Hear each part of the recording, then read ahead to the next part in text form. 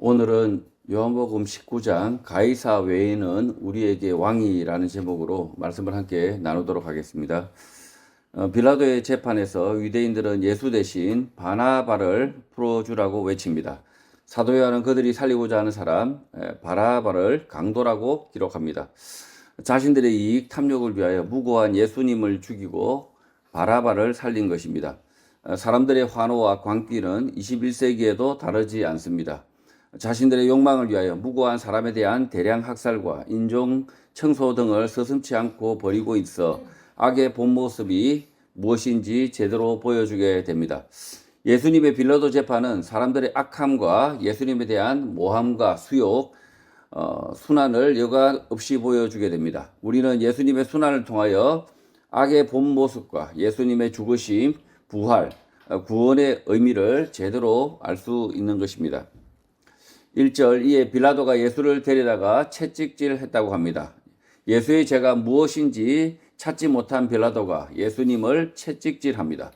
빌라도는 예수님에 대하여 심하게 채찍질한 후 유대인들과 타협하여 놓아주려고 하는 것 같습니다. 그러나 이것을 통해 빌라도가 어떤 사람인지 어떤 악행을 저지르고 살았는지 짐작할 수 있는 것입니다. 빌라도는 자신에게 주어진 권력을 자신에게 유리한 대로 자신에게 편리한 대로 제멋대로 행사하는 사람, 타인의 고통에 대하여 무감각한 사람이었던 것입니다. 좀 더 빌라도는 자신의 권력 행사가 옳은지 바른지 그것에 대해 생각하지 않고 자기에게 얼마나 편리하고 문제가 없는지 그것만을 생각하는 그런 출세의 지향적인 사람, 무사 안일의 사람이었다는 거죠. 빌라도가 아무런 죄 없는 예수를 무자비하게 채찍질을 하듯이 오늘날도 죄가 무엇인지도 모르는 사람들을 감옥에 가두고 학살하는 악행들을 지구촌 곳곳에서 버젓이 반복되고 있습니다.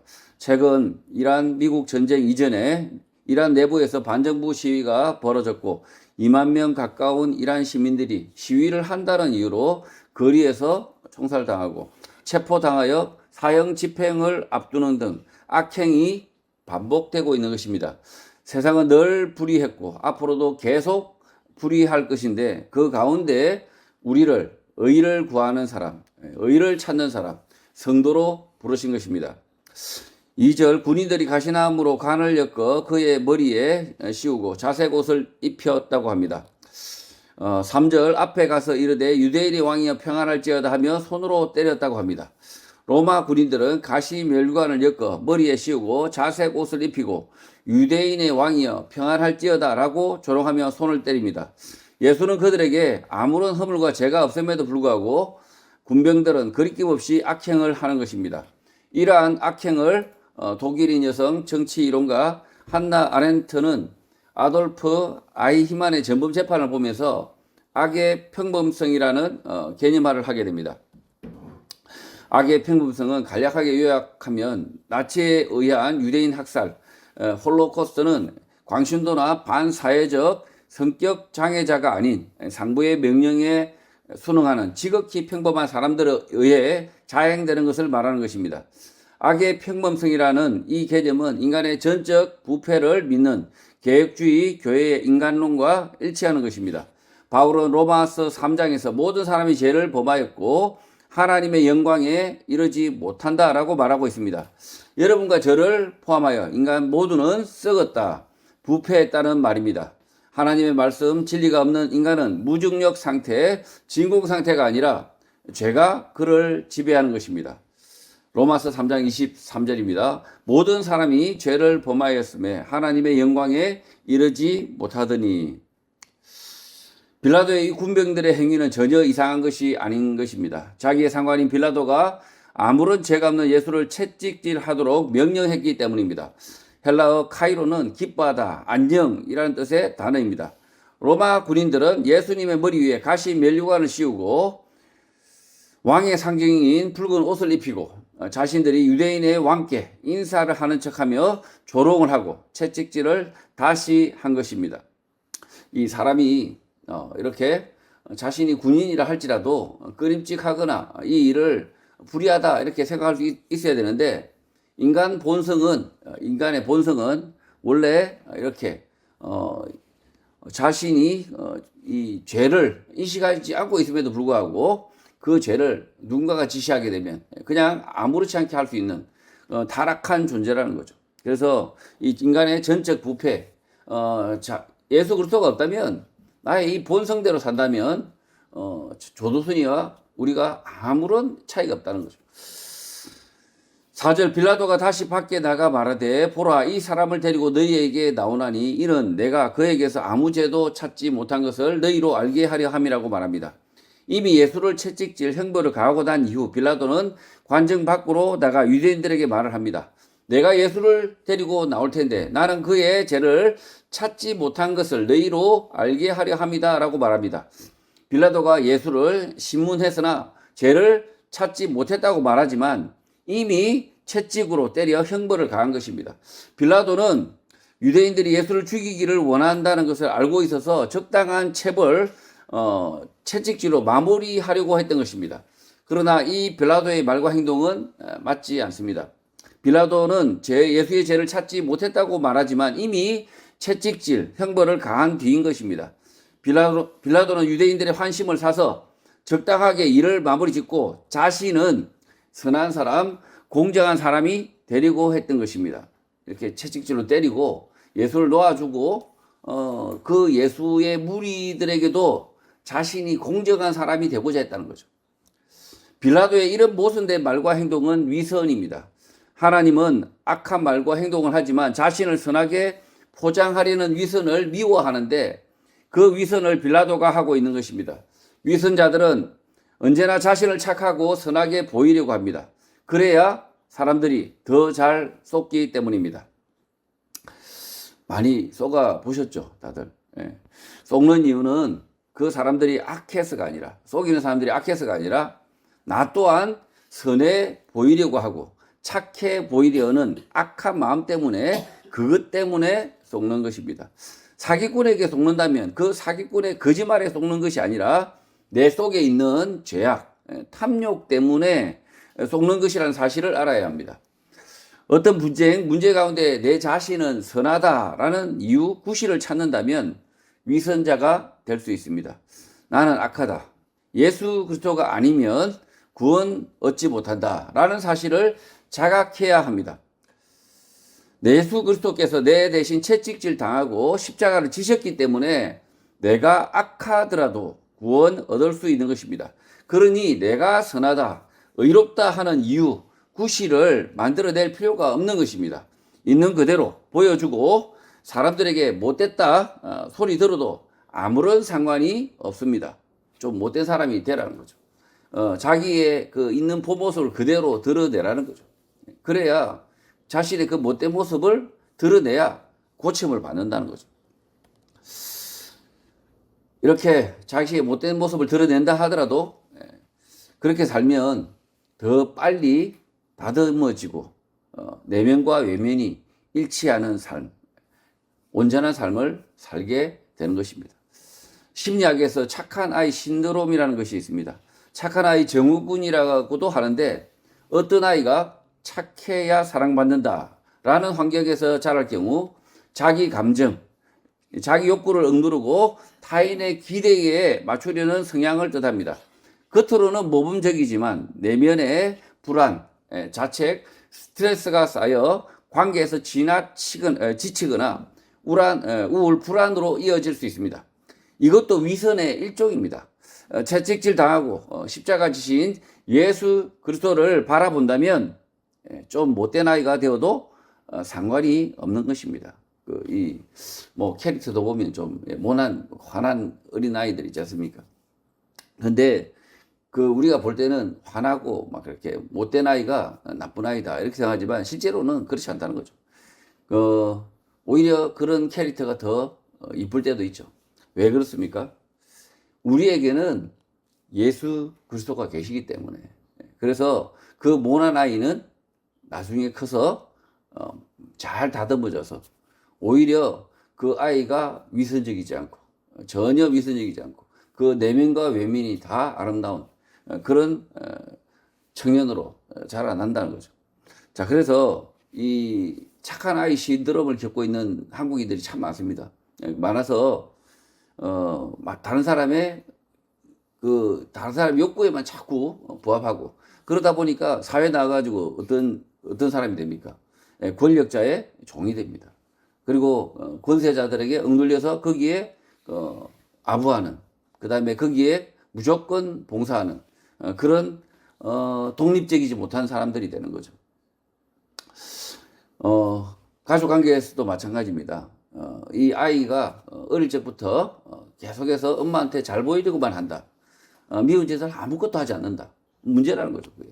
아이는 원래 자기 욕구에 따라서 좀 미운 짓도 해야 됩니다. 미운 짓도 하고 못된 짓도 해서 다듬어져야 됩니다. 근데 아이가 크면서 못된 짓을 할 기회를 잃어버려요. 자기 스스로 하고 싶어 한 일을 막 잃어버립니다. 그러면 그 아이가 온전한 독립된 아이 성인으로서 자라날 수가 없다는 거죠.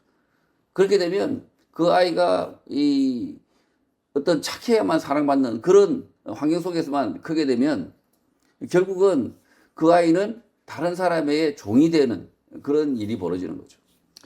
그래서 이런 문제들을 결국은 위선의 문제인데요. 위선의 문제인데 좀 못돼도 된다. 좀 나빠도 된다.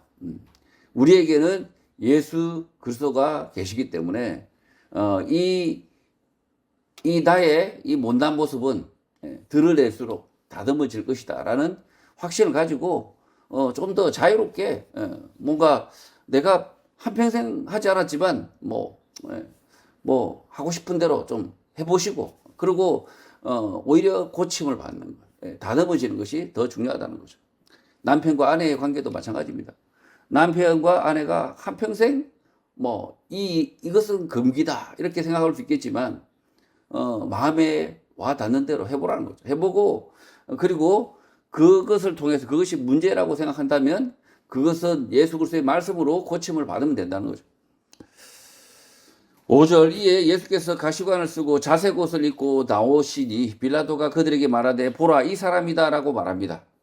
헬라어 안드로포스는 사람, 인간을 뜻하는 단어입니다. 예수님이 가시관을 쓰고 자색 옷을 입고 관정 밖으로 나오자 빌라도는 예수를 지칭하며 헬라어 안드로포스, 무력한 사람, 인간일 뿐이라고 말하고 있는 것입니다. 예수는 그저 무력한 사람, 유대인의 왕으로 조롱받는 사람이라는 것입니다. 지금 이 예수님이 익히 예수님에 대한 소문을 이 빌라도도 알고 있죠. 하나님의 아들. 그래서 이 빌라도가 하고자 한 게 뭡니까? 사람이다. 이렇게 채찍질로 때리고 이렇게 하면서 사람이다. 이렇게 해서 자기의 위세, 권세를 보여주려고 했던 거죠. 6절 대제사장들과 아랫 사람들이 예수를 보고 소리질러 이르되 십자가에 못 박으소서 하는지라. 빌라도가 이르되 너희가 친히 데리다가 십자가에 못 박으라. 나는 그에게서 죄를 찾지 못하였다고 말합니다. 과시관을 쓰고 붉은색 옷을 입고 채찍질 당한 예수를 보았음에도 대제사장들과 그 하인들은 약속이나 한 듯이 큰 소리로 십자가에 못 박으라는 구호를 외치게 됩니다.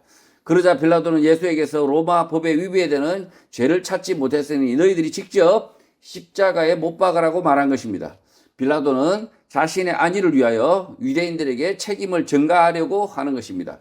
죄 없으신 예수를 죽이려고 하는 유대인보다 빌라도가 더 악하다고 볼 수 있는 이유는 예수를 죽이지만 자신은 죄 없다, 선하다, 위선을 말하고 있기 때문입니다.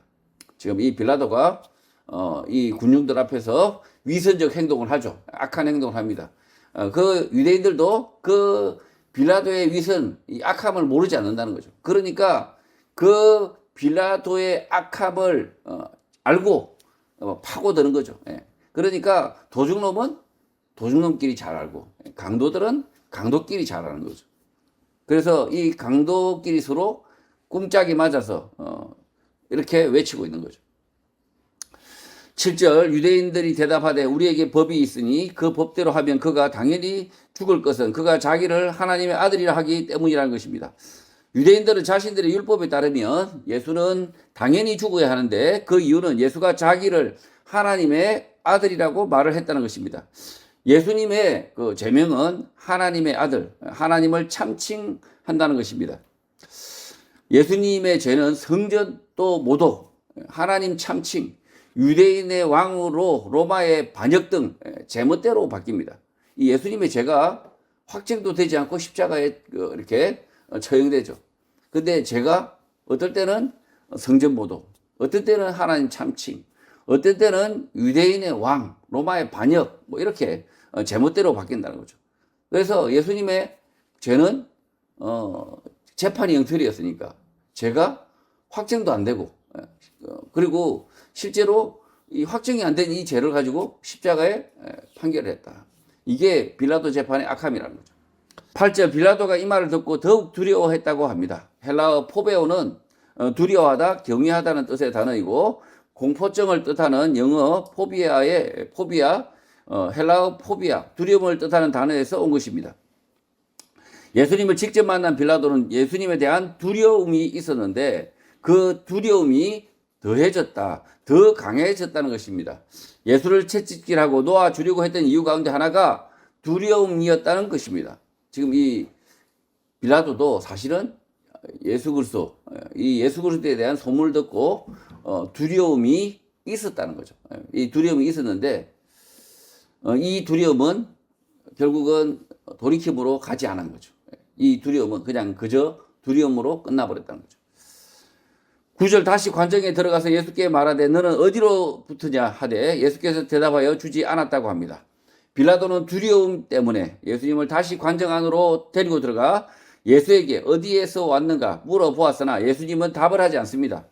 빌라도는 예수가 하나님의 아들일 수 있다라는 일말의 두려움이 있었지만 빌라도의 두려움은 일말의 두려움, 잠시 잠깐의 두려움, 그것뿐이었습니다.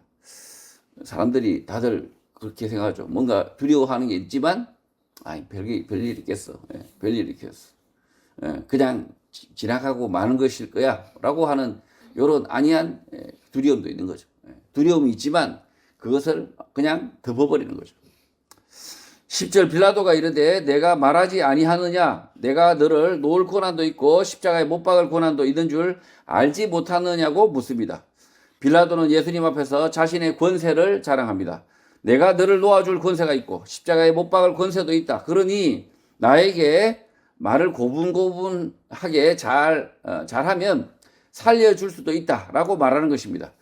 하나님의 아들 예수 그리스도 앞에서 자신의 권세를 자랑하고 그를 십자가에 못 박을 수 있다고 말하는 악함의 극치를 보여주는 것입니다. 빌라도는 이래서 악인의 대명사가 된 것입니다. 성도는 하나님 앞에서 자신의 자유와 권세를 자랑하지 못합니다. 또 진리와 영생을 스스로 거두지 못하는 세상 권력 앞에 무릎 꿇을 이유가 아무런 이유가 없습니다. 두려워할 이유가 없다는 것입니다.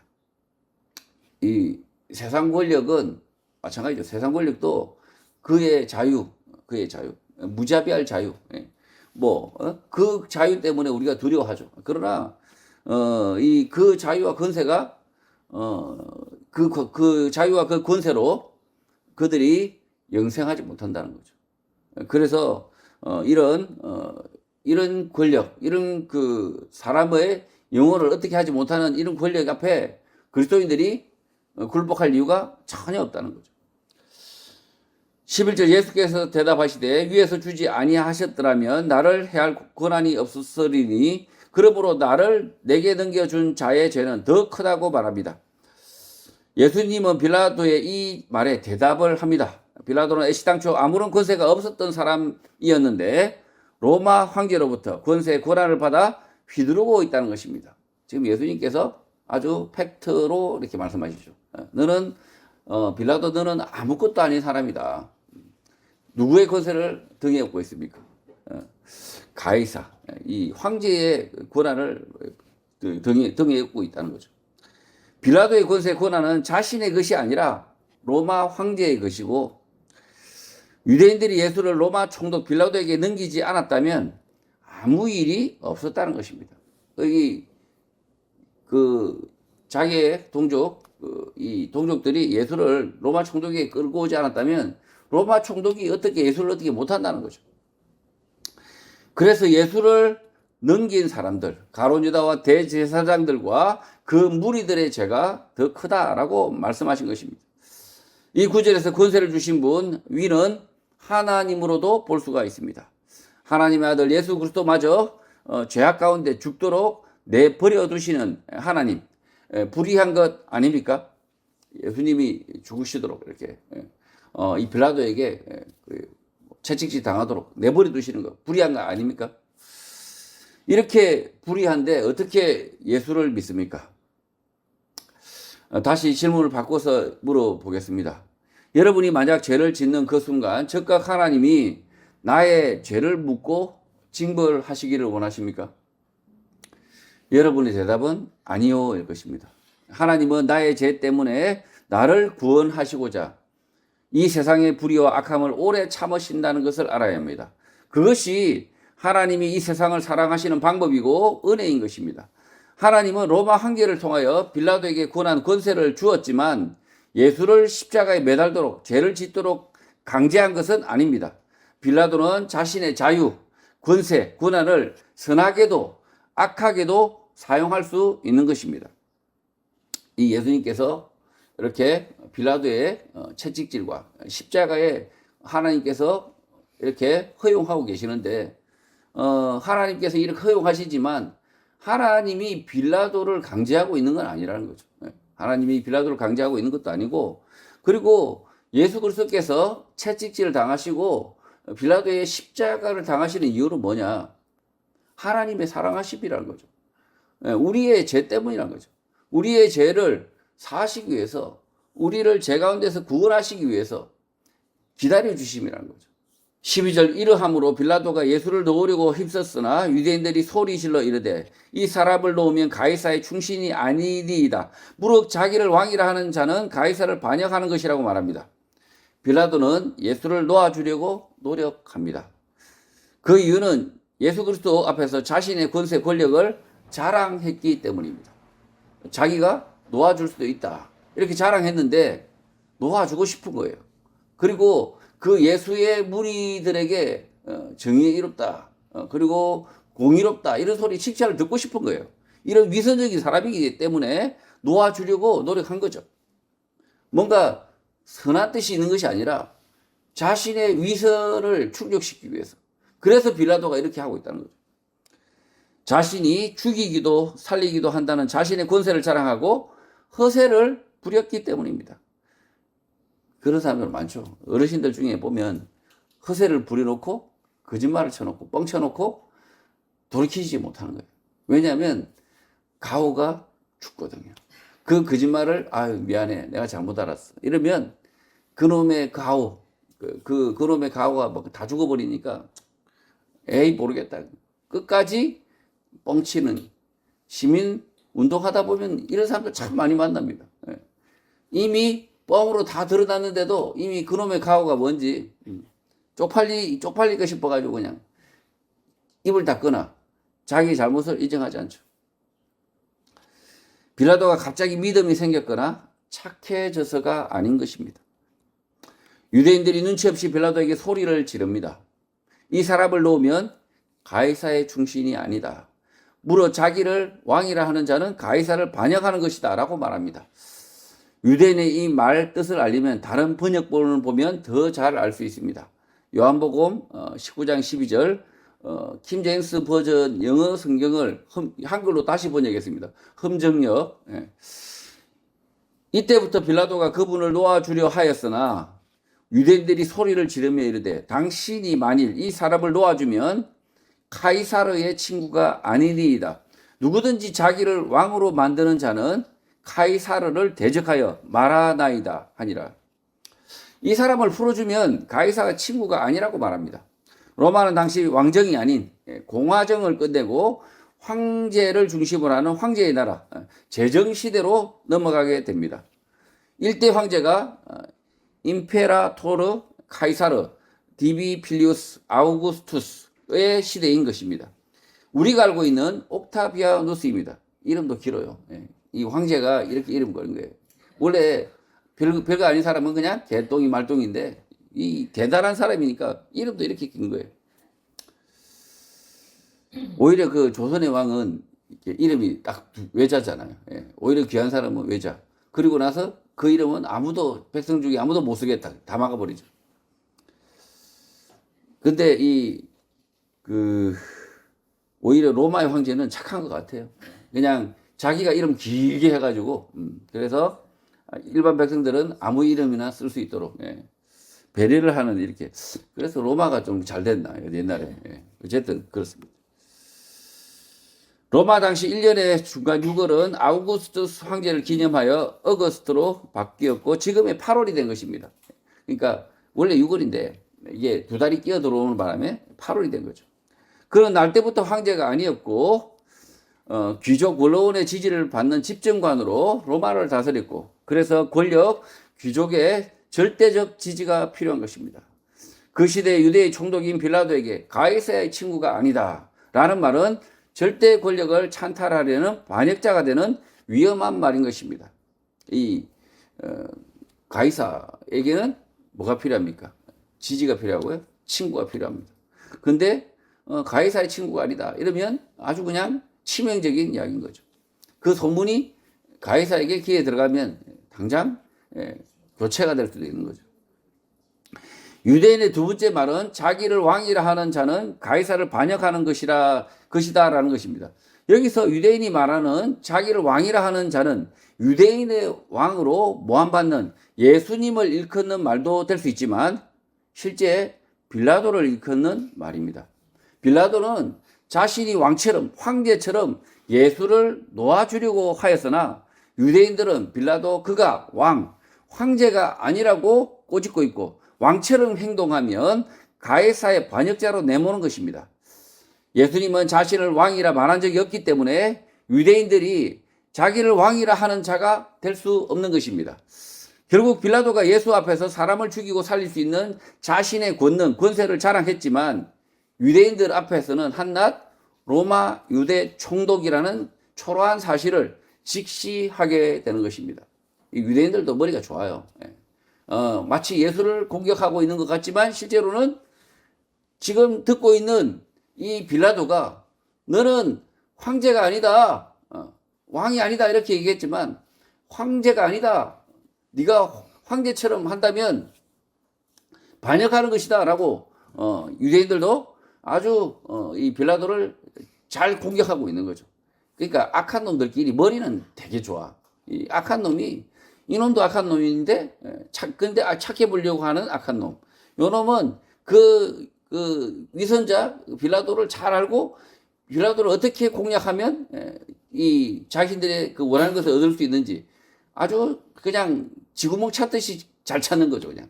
그래서 이 유대인들과 빌라도가 이 공방을 벌이는 이 법정을 보면 정말 악한 놈들은 머리가 좋구나. 악한 데는 그냥 선수들이구나. 13절 빌라도가 이 말을 듣고 예수를 끌고 나가서 돌을 깐 뜰에 재판석에 앉았다고 합니다. 히브리어로 가바다, 돌 위에 앉는, 돌 위에 높여진 곳, 그것을 가바다라고 하죠. 빌라도는 박석, 그러니까 바닥에 깐 돌, 재판석에 앉게 됩니다. 돌을 박은 자리는 그림을 참조하면 이해가 쉽습니다. 사진, 그림을 한번 보시면 이게 영화의 한 장면이죠. 근데 뭐 이거하고 좀 다를 수는 있습니다. 오히려 이 돌이 더 높은 돌일 수 있다는 거죠. 뜰 앞에 넓은 돌 위에 발받침이 있는 의자를 놓고 앉은 자리, 로마의 법정, 재판관이 앉는 자리인 것입니다. 헬라어 리토스 트로토스이고 히브리어는 가바는 높다, 높이다는 뜻의 단어입니다. 이 재판정회를 이렇게 헬라어와 그 다음에 히브리어로 이렇게 관용어로 쓰고 있다는 거죠. 14절 이날은 유월절의 준비일이요 때는 제6시라 빌라도가 유대인들에게 이르되 보라 너희 왕이라고 말합니다. 헬라어 6을 뜻하는 단어는 헥스이고 헬라어 헥토스는 여섯 번째를 뜻하는 단어이고 헥토스의 여성형 단어입니다. 또 헬라어 헥토스는 밖에 외라는 뜻의 단어입니다. 이 헥토스 하여튼 이게 헬라어도 보면 점 하나 찍은 것 차이로 그냥 다르게 익히고 있죠. 또 헬라어 트리토스는 3을 뜻하는 단어이고 헬라어 트리테는 세 번째를 뜻하는 단어입니다. 이 헬라어 원문을 봐야 되는 거죠. 헬라어 원문을 보면 이 구절에서 제6시가 언제인지 여러 해석이 존재합니다. 유대 시간으로 하면 정오 12시를 뜻하게 되고 로마 시간으로 하면 그때도 로마 법정이잖아요. 그리고 로마의 시간도 존재했다는 거죠. 로마 시간으로 하면 오전 6시가 됩니다. 이래서 헷갈리는 거죠. 그러니까 유대인의 시간, 그 다음에 로마의 시간 막 이렇게 있으니까 이게 무슨 시간을 말하는지 헷갈린다는 거죠. 헬라어 신약 성경은 여러 필사본이 존재하는데 헬라어 트리테 세 번째를 숫자 6을 나타내는 기호 스티그마로 오기하여 헥테 여섯 번째로 오기했을 것으로 추정하기도 합니다. 어떤 그 사본에는 필사본에는 트리테로 이렇게 기록이 되어 있다는 거죠. 그러니까 6시가 아니라 3시로 기록이 되어 있다는 거죠. 그러나 이 창모 목사는 요한복음의 모든 시간은 모두 로마식 시간으로 기록되었다고 해석합니다. 제6시를 로마식 시간으로 보면 오늘과 같은 오전 6시가 되고 마가복음 15장에서 예수님이 못 박히신 시간을 유대 시간으로 제3시 오늘 시간으로 오전 9시가 되는 것입니다. 마가복음 15장 25절입니다. 때가 제3시가 되어 십자가에 못 박으니라. 자, 이때는 유대 시간이죠. 유대 시간이고. 자, 지금 그리고 이 요한복음은 이 이창모 목사님이 말이 맞는 것 같아요. 모두 로마식이었다. 우리가 좀 오해했던 게 이 우물에서 예수님이 만난 그 여인을 만났던 시간이 그 시간이 시간이 안 맞는데 이렇게 했지만 실제로는 저녁 시간이었다. 이렇게 보면 맞다는 거죠. 우리는 한 정오에 물기는 여성을 만났을 것이라고 생각하지만 실제로 유대인들도 아침하고 저녁만 밥 지어서 겨우 먹고 살았다는 거죠. 그래서 점심 때 물 기르지 않을 수도 있었다는 거죠. 그래서 조선인도 실제로는 아침, 점심 두 끼 먹는 것도 겨우 한 끼 먹는 사람들이 많았고 두 끼 먹는 사람, 세 끼 먹는 사람은 왕이었죠, 왕. 그래서 이 물을 깃는 그 시간을 생각해 보면 로마 시간이 맞을 수도 있다. 요한복음 전체는 로마 시간으로 하지 않았을까라고 보는 게 맞다는 거죠. 새벽 닭이 울 때 계속되었던 대제사장 안나스의 재판 이후 빌라도의 재판이 아침 6시에도 계속되었고 왜 재판을 이렇게 아침 일찍 하냐 하는데 더워요.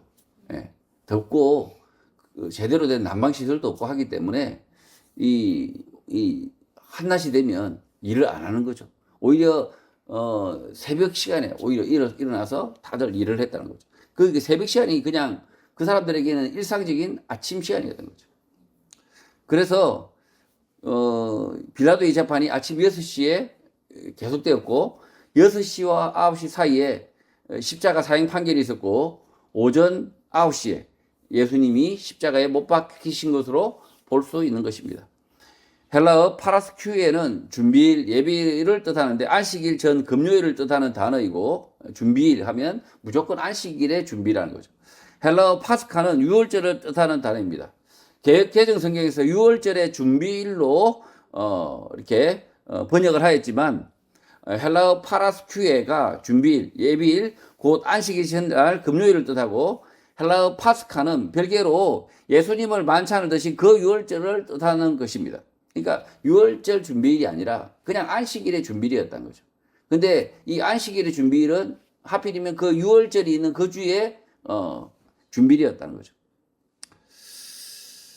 결국 사도 요한은 예수님이 유월절 어린 양 되심을 강조하기 위하여 안식일 예비일이라는 단어 뒤에 병기했을 뿐인 것입니다. 준비일 했는데 그 뒤에 안식일을 붙인 이유는 예수님이 유월절 어린 양 되신다라는 것을 강조하기 위해서 이렇게 병기한 것으로 보인다는 거죠.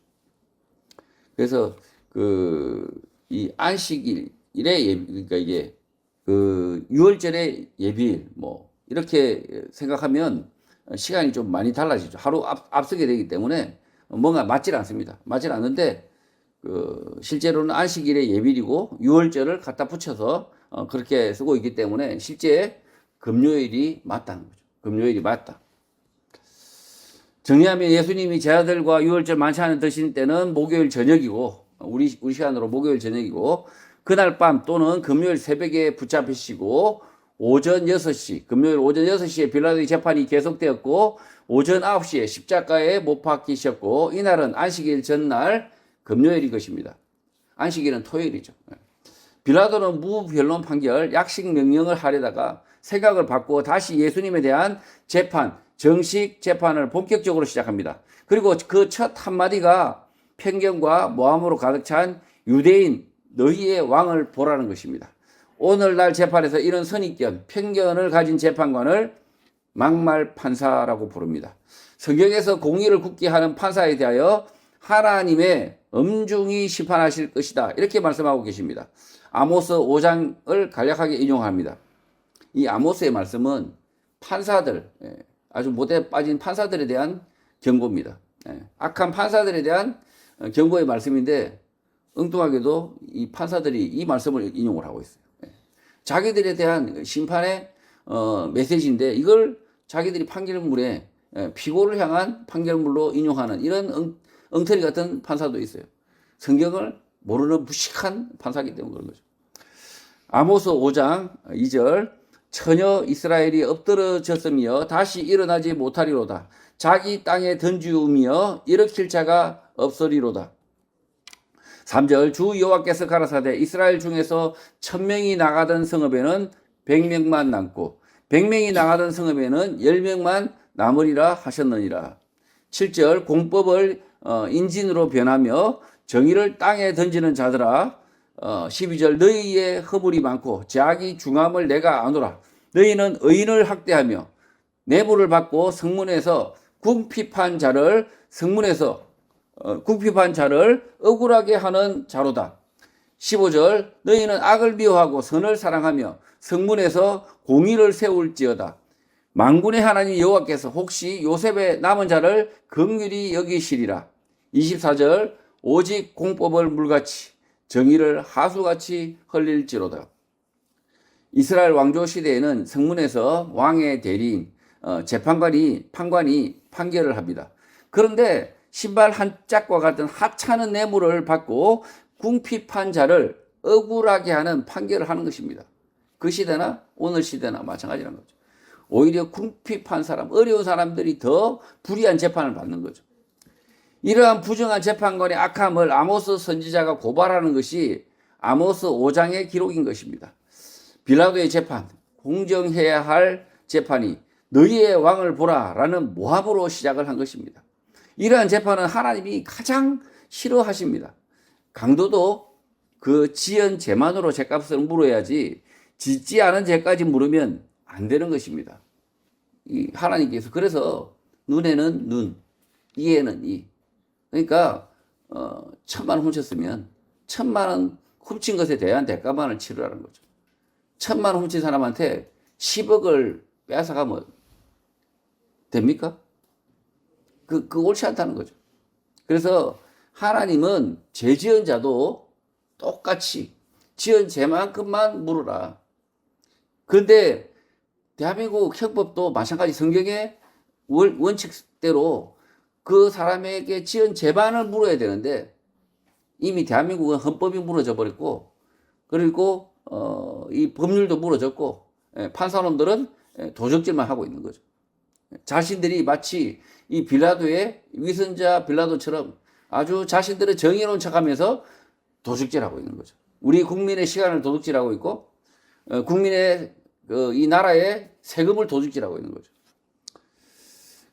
이 우리 국민들 가운데 이 더러운 판사들 때문에 이 구치소에서, 교도소에서 시간을 도둑질 당하는, 시간을 강도질 당하는 일들이 비일비재하게 일어나고 있는 거죠.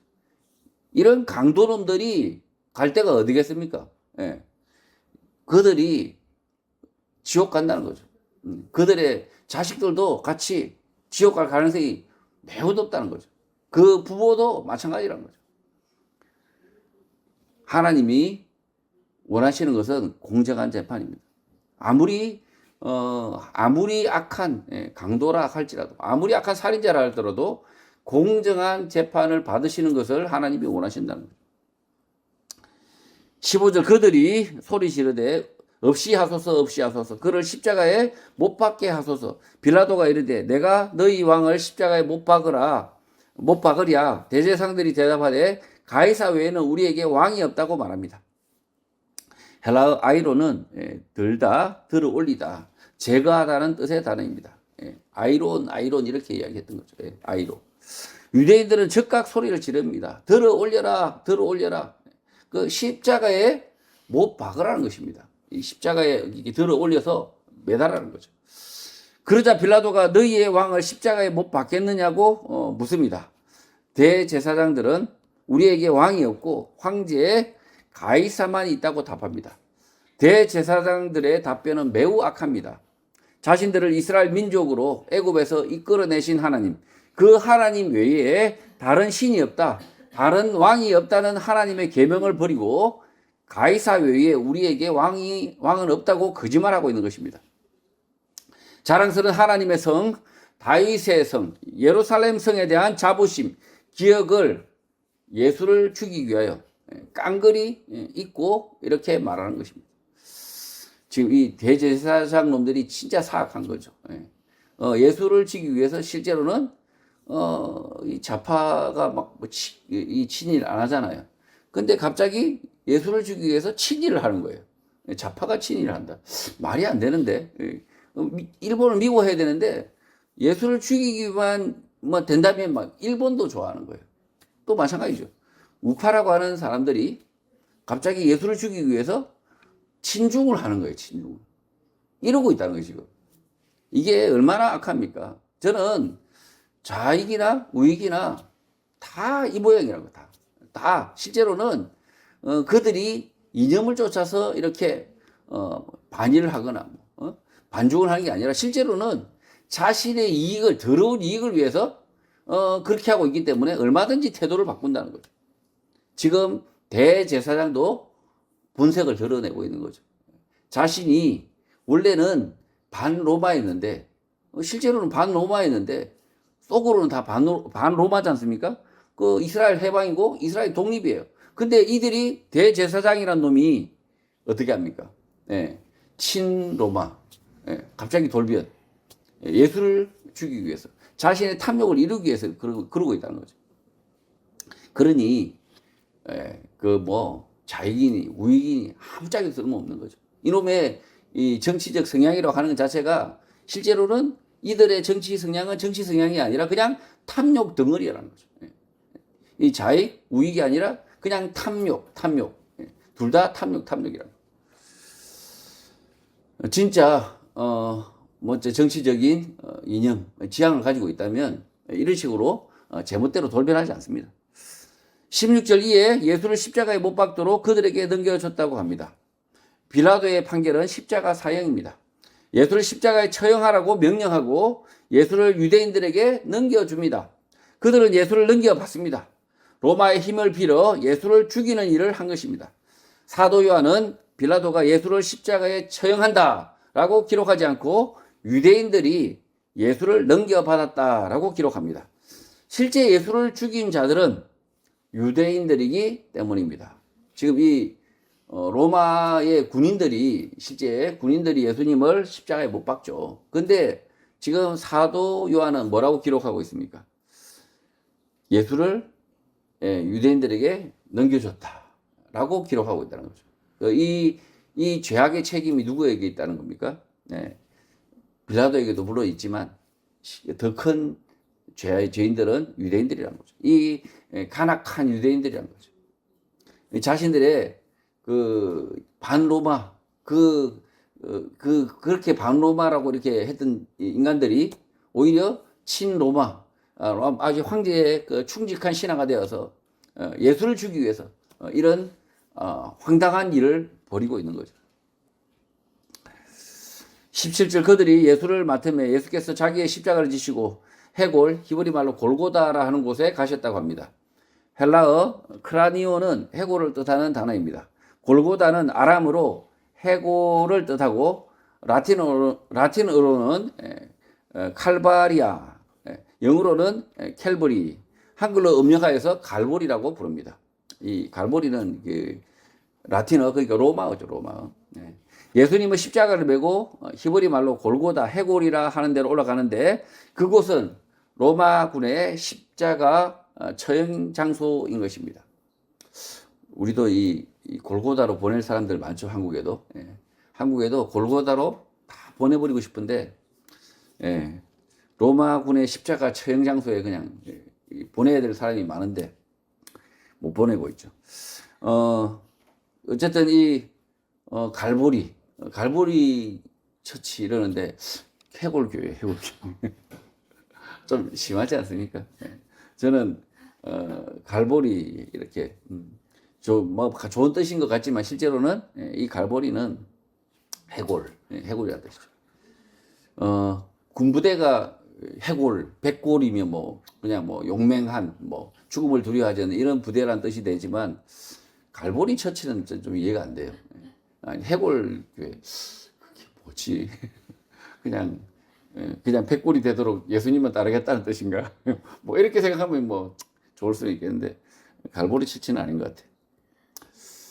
자, 이 골고다의 위치는 지도를 보시면 그림을 보시면 이 성전 아래쪽입니다. 아래쪽인데 실제로 입체로 보면 이 성전 높이와 뭐 이 골고다 언덕의 높이가 거의 비슷해서 서로 마주 볼 수 있는 이렇게 멀리서 보이는 성전, 그러니까 이 예루살렘 성에서 지나다니는 사람들이 이 골고다 언덕의 처형의 장면들을 쉽게 볼 수 있도록 이렇게 장소를 정한 거죠.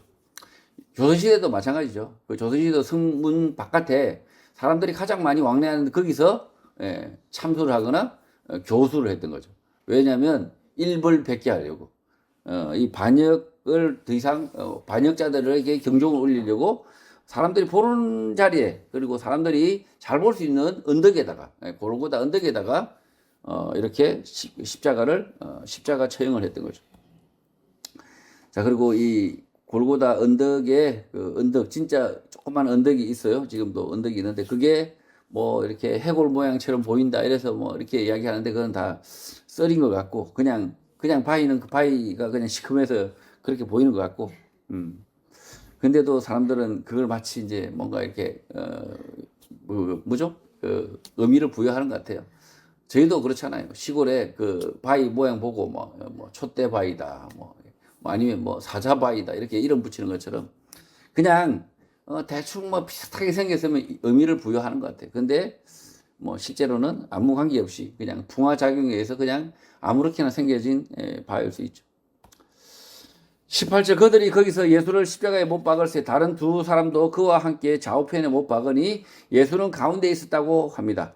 예수는 로마인의 힘을 빌린 유대인들에 의해 십자가에 못 박힙니다. 그리고 악인이라는 오명을 뒤집어 씌우기 위하여 다른 두 사람을 좌우에 매달아 함께 죽인 것입니다. 이 좌우에 강도들을 둘을 같이 죽인 이유는 예수도 강도의 한 사람으로 오명을 뒤집어 씌우려고 그러고 있었다는 거죠. 이 그림도 이렇게 참조하시면 되고요. 실제 이거보다 더 참혹했을 것 같긴 한데 예수님이 날씬하죠. 옆에 있는 강도도 날씬한데 아마 실제로 이랬을 것 같다라는 거죠. 예, 어떤 재판하기 전까지는 그래도 이렇게 붙잡아 놓고 있고 있었으니까. 19절 빌라도가 패를 써서 십자가 위에 붙이니 나사렛 예수 유대인의 왕이라고 기록했다고 합니다. 빌라도는 자신의 악행 죄를 감추기 위하여 명패를 써서 십자가 위에 붙입니다. 그 명패에는 나사렛 예수 유대인의 왕이라는 명패입니다. 예수님은 이 땅에서 자신을 유대인의 왕이다라고 말씀하신 적이 한 번도 없는데 거짓말을 하는 것입니다. 거짓말은 마귀 자식들이 하는 것입니다. 이 명패에 유대인의 왕 이렇게 썼다는 거죠. 20절 예수께서 못 박히신 곳이 성에서 가까운 곳으로 많은 유대인이 이 패를 읽는데 히브리어와 로마와 헬라말로 기록되었다고 합니다.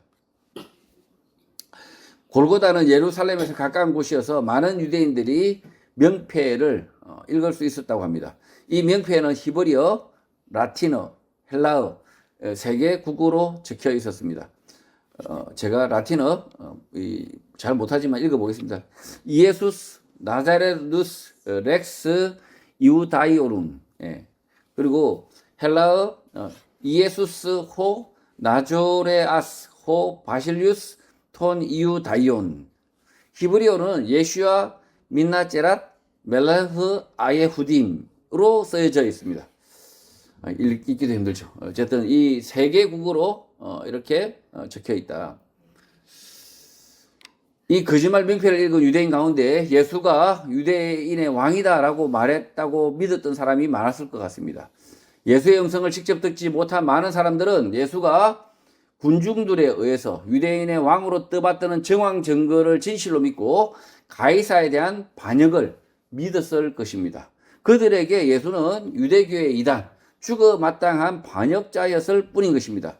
그러나 그런 거짓말을 믿으면 영생은 얻지 못하고 멸망하는 것입니다. 지금 이 명패가 뭡니까? 가짜뉴스죠. 가짜뉴스. 이 명패만 보면 사람들은 어떻게 생각합니까? 아, 예수가 자기 스스로 유대인의 왕으로 자처했을 것이다. 제가 유튜브 방송을 하는데 보지도 않고 썸네일만 보고 그랬을 거야. 이렇게 함부로 막 판단하죠. 사람들도 그때 당시에 사람들도 마찬가지였다는 거죠. 그냥 명표만 딱 보고 예수님이 하신 말씀에 대해서 제대로 전해 듣지도 않고 어떻게 생각합니까? 예수님이 내가 유대인의 왕이다라고 말했을 것이야 라고 그냥 단견을 해버린 거죠. 그냥 판단을 해버린 거죠. 그렇게 하라고 이렇게 가짜뉴스, 거짓말 명패를 떡하니 붙여놓았던 거죠. 오늘 이 시대나 그 시대나 수법은 같아요. 방송국 놈들과 하고 신문사 놈들이 그 프로파간다 선동이 똑같다는 거죠. 21절 유대인의 대제사장들이 빌라도에게 이르되 유대인의 왕이라 쓰지 말고 자칭 유대인의 왕이라고 쓰라고 요구합니다. 이 명패 글에 대하여 대제사장들이 신귀가 불편했습니다. 긁혔죠. 살짝 긁혔습니다. 유대인의 왕 이렇게 써놓으니까 긁힌 거죠. 그래서 빌라도에게 찾아가 유대인의 왕이라고 말고 자칭 유대인의 왕이라 써라라고 고쳐 쓸 것을 요구한 것입니다. 대제사장들은 예수 스스로 유대인의 왕이라고 말했다는 거짓말을 완성하고 싶었던 것입니다. 헬라어로 호 바실리우스 톤 이우다이온 알 호티 에케이노스 에이펜 바실리우스 톤 이우다이온 에이미. 길죠. 예, 빌라도가 고쳐주고 싶겠어요? 이렇게 길게 쓰라고 하는데 이걸 번역하면요, 그가 나는 유대인의 왕이다 라고 말했다 라고 쓰라는 것입니다. 나는 유대인의 왕이다 라고 말했다 라고 이렇게 길게. 이 빌라도가 간판을 만들었는데 이 간판이 좁아요. 그래서 아주 고쳐졌을 수도 있어요. 간판이 좀 컸으면 다시 대패로 문질고 다시 길게 써줄 수도 있는데 간판이 이미 제작한 간판이 뭐 이렇게도 볼 수 있다는 거죠. 어쨌든 이 요구한 대로 고치려고 하면 아주 길어지는 거죠. 22절 빌라도가 대답하되 내가 쓸 것을 썼다 답합니다. 빌라도는 이 대제사장들의 비겁함을 알고 나는 쓸 것을 이미 썼다라고 답을 합니다. 악당을 잘 알아보는 법이고 순진한 사람은 악인을 못 알아보는 것입니다. 빌라도는 유대인의 왕이라는 것이 대제사장들이 지어낸 말임을 알고 있었고 예수를 조롱하고 유대 대제사장들 또한 함께 조롱한 것입니다. 이 대제사장들의 왕이다 이렇게 이 빌라도 입장에서는 예수의 십자가 위에 명패에 유대인의 왕 이렇게 쓰면 어떻게 됩니까?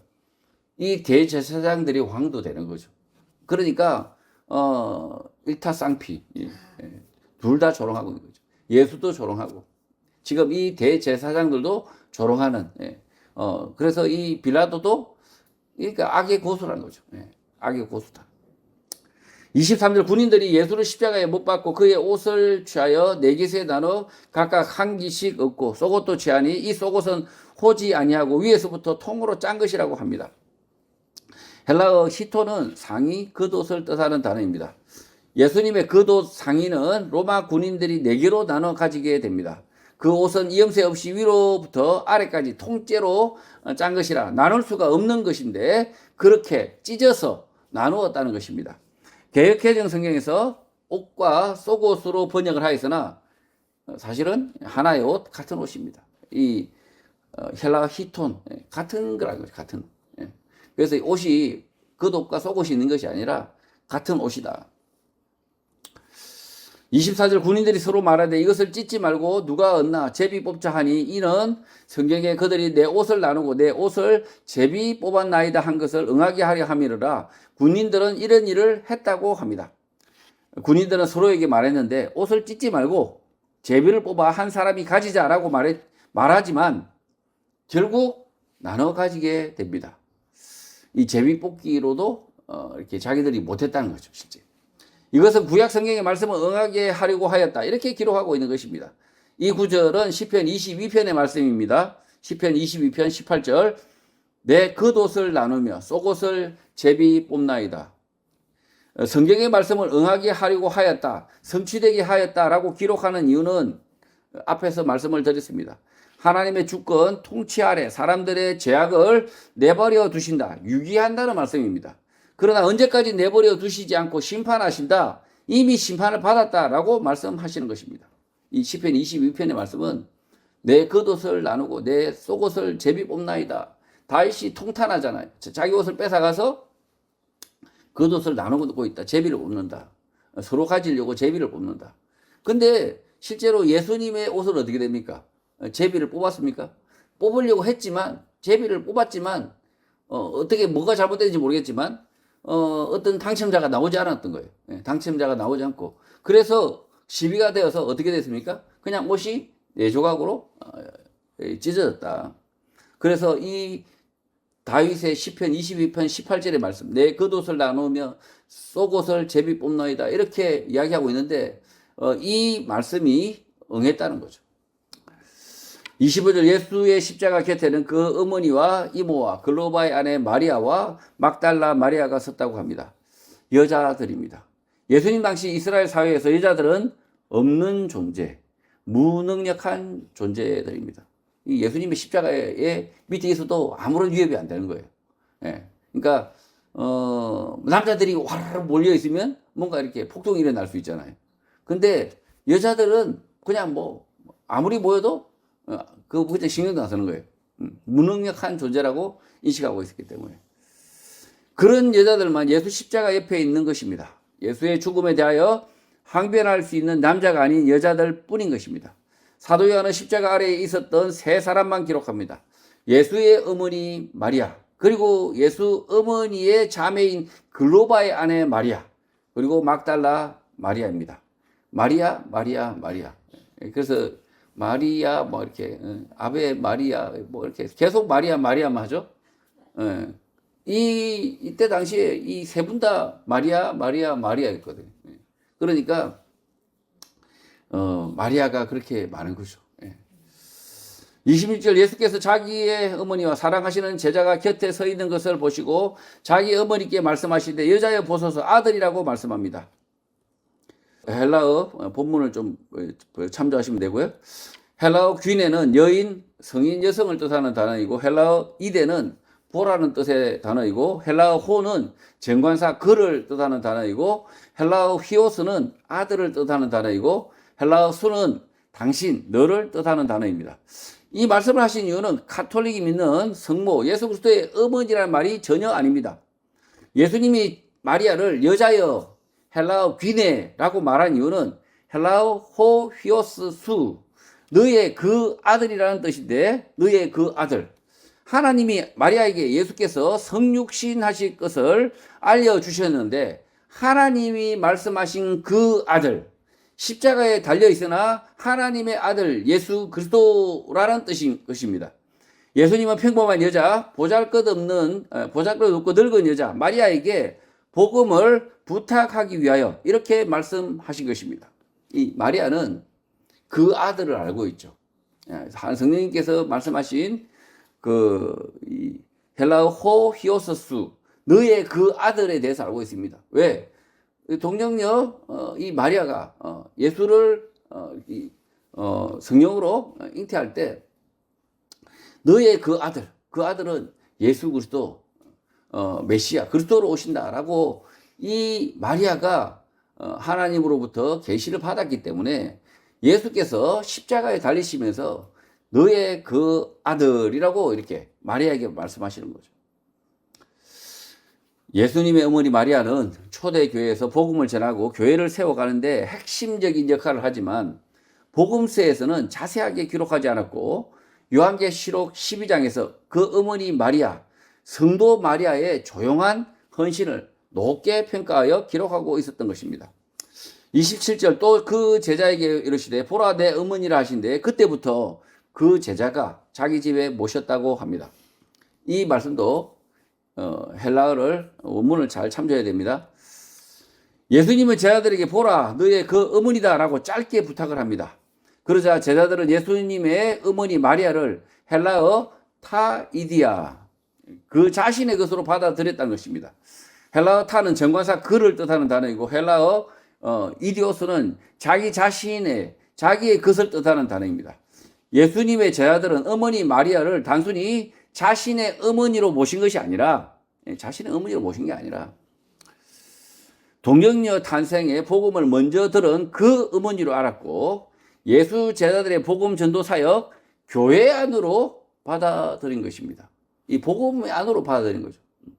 그러니까 타이디아 그 자기의 것 무슨 뜻입니까 이게? 그 같은 복음을 받은 사람이란 거죠. 이 마리아도 하나님으로부터 계시를 받아서 예수 그리스도의 복음을 받은 자이고 그리고 지금 이 예수 제자들도 마찬가지로 예수 그리스도를 통해서 직접 하나님의 복음을 받아들인 자이고 그래서 그 예수 제자들의 그 무리 속에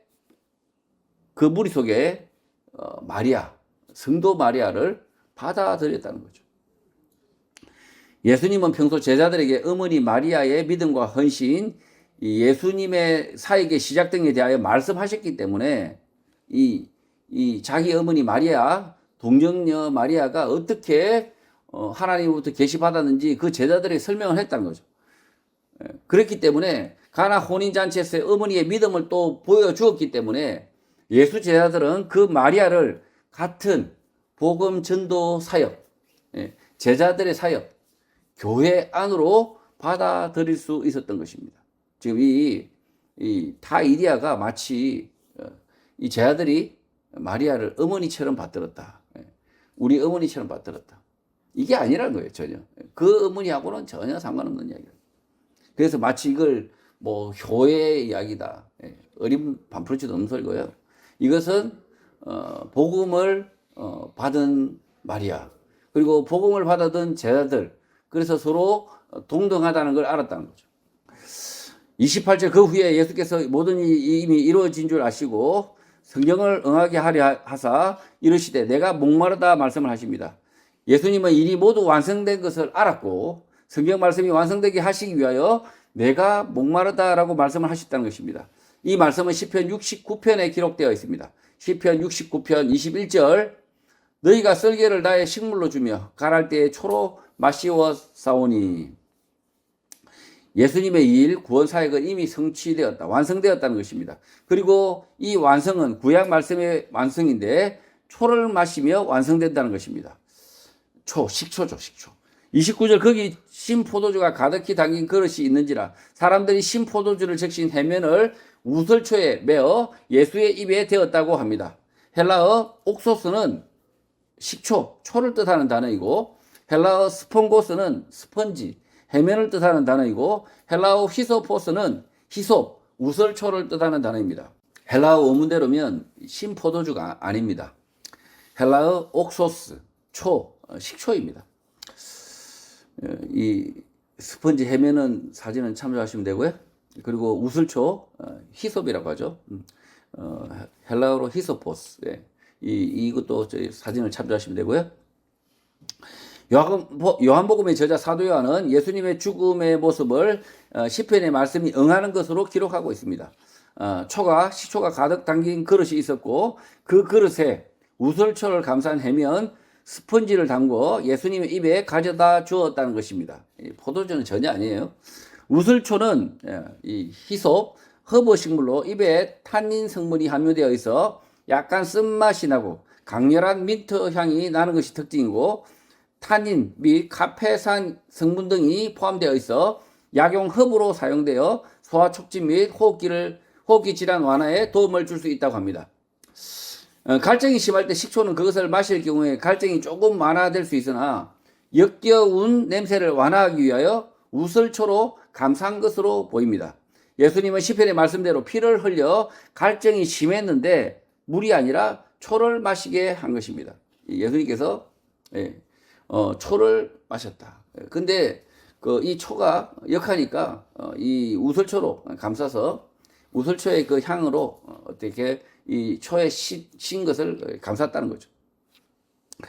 30절 예수께서 신 포도주를 받으신 후에 이르시되 다 이루었다 하시고 머리를 숙이니 영혼이 떠나가셨다고 합니다. 이것도 이제 신 포도주가 아니고 초입니다. 식초. 헬라어 텔레오는 끝내다, 수행하다, 완성하다는 뜻의 단어이고, 헬라어 테텔레스타이는 완성되었다는 뜻의 단어입니다. 예수님은 마지막으로 신포도주가 아니라 초를 받으셨고 완성되었다라고 말씀하시고 머리를 숙이고 영원히 떠나갔다고 기록하고 있습니다. 육체의 죽음, 죽으셨다는 것입니다. 지금 이것도 마찬가지죠. 이 포도주라고, 신포도주라고 번역하니까 이게 의미가, 메시지가 잘못 전달된 거죠.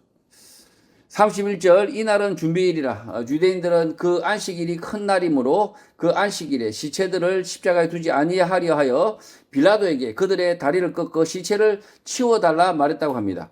유대인들에게 금요일은 안식일 전날 준비일이고 시체를 밖에 두려고 하지 않습니다. 유대인의 하루는 해가 지는 저녁부터 그 다음날 해가 지는 때입니다. 그래서 해가 지면 안식일이 시작되기 때문에 그 전에 시체를 치워야 하는데 십자가에 박힌 지 몇 시간 만에 죽지 않기 때문에 다리를 꺾어 빠르게 죽여 시체를 치울 수 있도록 해달라고 빌라도에게 요청한 것입니다. 32절 군인들이 가서 예수와 함께 못 박힌 첫째 사람과 또 그 다른 사람의 다리를 꺾었다고 합니다. 빌라도가 다리를 꺾으라고 명령을 하자 로마 군인들이 가서 죽어가는 두 사람의 다리를 꺾게 됩니다. 이 두 사람에 대하여 다른 복음서에서는 강도라고 소개하지만 요한복음에서는 두 사람이라고만 소개하고 있습니다. 그 이유는 예수를 강도와 함께 십자가에 매달아 같은 악인으로 내몰려는 빌라도와 유대인들의 의도를 부정하고 있는 것입니다. 마태복음 27장 38절입니다. 마태복음은 다르게 기록한 거죠. 이때에 예수와 함께 강도 둘이 십자가에 못 박히니 하나는 우편에 하나는 좌편에 있더라. 33절 예수께서 이르러서는 이미 죽으신 것을 보고 다리를 꺾지 않았다고 합니다. 예수님은 매우 연약한 사람, 고초를 많이 겪은 사람, 배고픔을 겪은 사람으로 십자가에 달리자 빠르게 죽은 것입니다. 그래서 다리를 꺾을 필요가 없었던 것입니다. 34절 그중 한 군인이 창으로 옆구리를 찌르니 곧 피와 물이 나왔다고 합니다. 죽음을 확인하려고 한 것입니다. 산 사람의 옆구리를 찌르면 피만 쏟아져 나옵니다. 살아있으면 심장이 쿵쾅거리고 있고요. 그리고 피가 나온다는 거죠. 그러나 죽은 지 오래된 사람은 혈액순환이 멈추고 시간이 지나면 혈액 내에 혈구, 피떡과 혈청, 투명한 물성분으로 일정 부분 분리가 되어서 창으로 찌를 경우 피와 물이 나누어져서 나오는 것을 볼 수 있는 것입니다. 예수님이 창으로 찔렀는데 실제 이 피와 물처럼 보이지만 사실은 혈청이죠. 이렇게 피와 물처럼 보인다. 그러니까 죽은 지 오래되었다는 거죠. 35절 이를 본 자가 증언하였으니 그 증언이 참이라. 그가 자기의 말하는 것이 참인 줄 알고 너희로 믿게 하려 함이라고 합니다.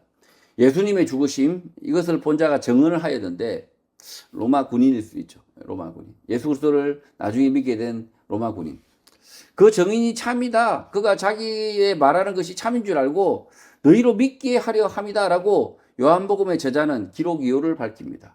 지금 이 증인을 누군지를 밝히고 있지 않지만 실제 예수 그리스도를 창을 찌른 사람이 이 사도 요한의 이 복음을 받아들여서 이 성도일 수 있다는 거죠.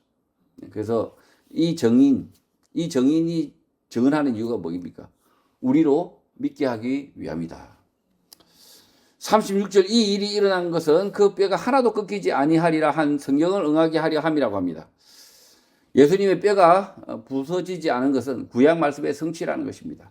이 구절은 시편 34편의 인용입니다. 시편 34편입니다.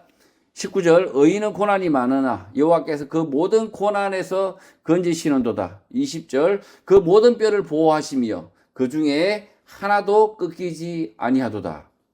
사도 요한이 시편의 말씀을 인용하여 설명하는 이유는 단순히 예수님의 모든 뼈가 부러지지 않았다라는 것을 말하고자 하는 것이 아니라 사람들은 불의하나 예수 그리스도께서는 의로우시다, 완전하시다는 것을 강조하는 것입니다. 이 모든 뼈를 보호한다.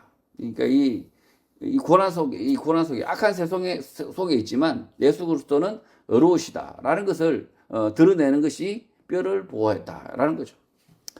37절 또 다른 성경에 그들이 그 찌른 자를 보게 된다는 것입니다.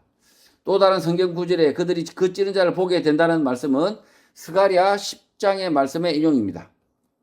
스가랴 10장 12절입니다.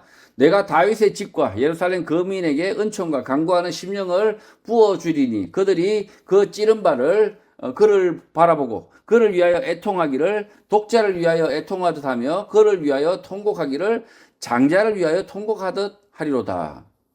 찌르고 통곡하고 찔른 사람들이 회개한다는 뜻이죠. 한 군인이 예수님을 찔렀으나 예수 그리스도는 부활하여 그들이 다시 보게 된다. 회개하는 자가 생겨난다는 것입니다. 이 예수를 창으로 찔른 옆구리를 찔른 그 로마 군인이 회개하고 통회하고 이렇게 성도가 됐을 수 있다는 거죠. 예수 그리스도를 찔렀으나 그 찌른 사람들이 예수 그리스도의 살아계심을 보게 된다는 것입니다. 예수 그리스도는 죄악으로 인하여 찔리신 것이 아니라 의로움 때문이라는 것입니다. 그래서 찌른 자들이 애통하고 통곡한다는 것입니다. 지금 저희가 아무 잘못이 없고 정직하고 바르게 말하고 행동하다면 지금 저희들을 찌른 사람들 있지 않습니까? 그 찌른 사람들이 그 찌른 사람들 가운데 훗날 애통하고 통곡한다. 이 스가랴 10장 12절의 말씀이 응할 수 있다는 거죠.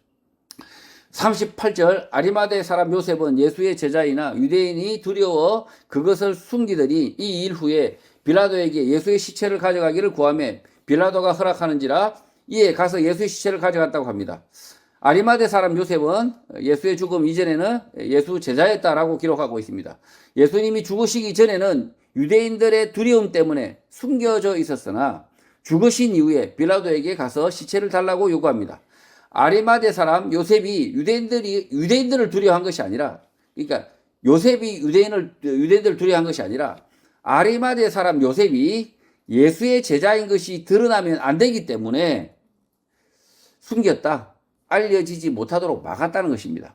아리마대 요셉은 사내들인 공회의 의원으로 높은 신분의 사람이었습니다. 그가 예수의 제자인 것이 알려지면 곤란한 것은 다른 유대인들, 공회 의원들이었습니다. 그래서 지금 이 요셉이, 아리마대 사람 요셉이 자신의 신분을 숨기고 있었다, 예수의 제자가 아닌 것을 숨기고 있었던 게 아니었다는 거죠. 실제 이 본문의 헬라 원문을 그대로 보면 이 사람은 예수의 제자임을 공공연하게 밝혔으나 오히려 그걸 덮어준 거죠. 오히려 숨겨준 거죠. 그걸 말하지 못하도록 오히려 덮으려고 했다는 거죠.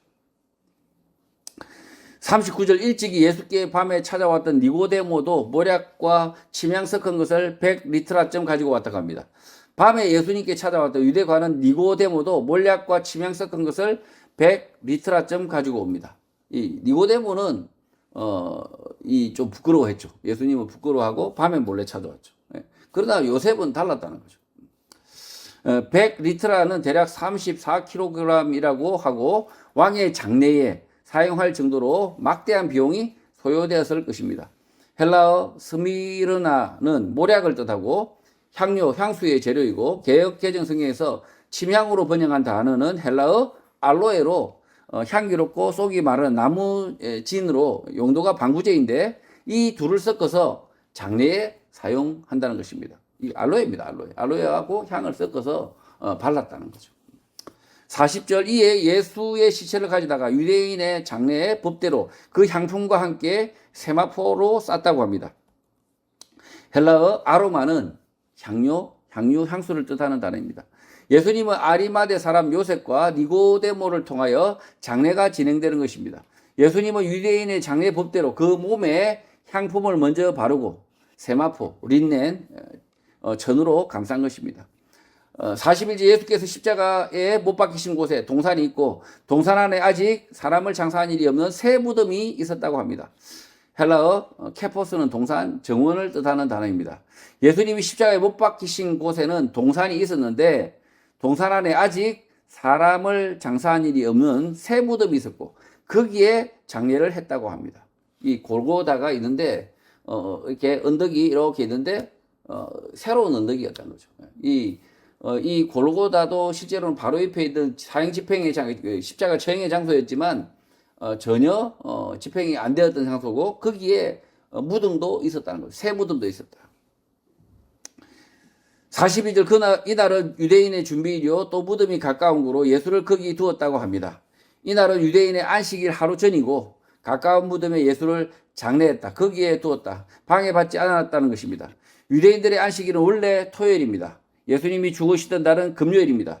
예수님은 죽으시고 3일 만에 부활하시는데 그날이 안식 후 첫날, 오늘날 일요일, 주일인 것입니다. 예수 그리스도의 죽음을 요한복음의 저자 사도 요한은 악인들이 의인을 죽였다라고 일관되게 고발하고 있습니다. 악인들은 저와 여러분 세상 모든 사람들이었고 의인은 예수 그리스도입니다. 그리고 사도 요한은 그 악인의 실체를 고발하고 있는 것입니다. 오늘날도 예수 그리스도와 그의 말씀을 죽이는 악인들, 예수 그리스도와 그의 제자들을 잡아 죽이는 것은 교회 내의 제사장들, 목회자들이고 세상 권력의 실세들입니다. 악인들이 의인을 죽였듯이, 악인들이 예수 그리스도를 죽였듯이 지금도 그렇게 하는 것입니다. 시대가 바뀌어도 사람의 죄악은, 악인들은 변치 않는 것입니다. 그것이 너무나 당연한 것입니다. 그들은 하나님을 거역한 마귀의 자식들이기 때문입니다. 그래서 불의한 자, 악인들이 의로운 사람, 정직한 사람을 죽이려고 달려들 때에 우리는 용서받은 자, 의롭다 칭함을 받은 자, 예수 그리스도의 제자가 된 것을 기뻐하면 되는 것입니다. 지금 이 세상이 악하다 보니까 우리를 비난하는 사람들이 믿지 않는 사람이 아니라 실제로는 누가 비난할까요? 믿는다고 하는 그 사람들이 비난한다는 거죠. 성도 여러분, 이제 요한복음은 20장과 21장 두 장만 남겨두었습니다. 사도 요한이 전하는 이 복음은 악한 세상을 거슬러 살아가는 모든 성도에게 복음이고 위로가 될 것입니다. 의로우신 우리 주 예수 그리스도가 십자가에서 죽으셨기 때문에 내가 죽는 것 또한 아무런 두려움이 되지 않기 때문입니다. 예수 그리스도의 말씀과 사랑 가운데 두려움 없이 삶을 살아가는 성도가 되시기를 주님의 이름으로 축복합니다.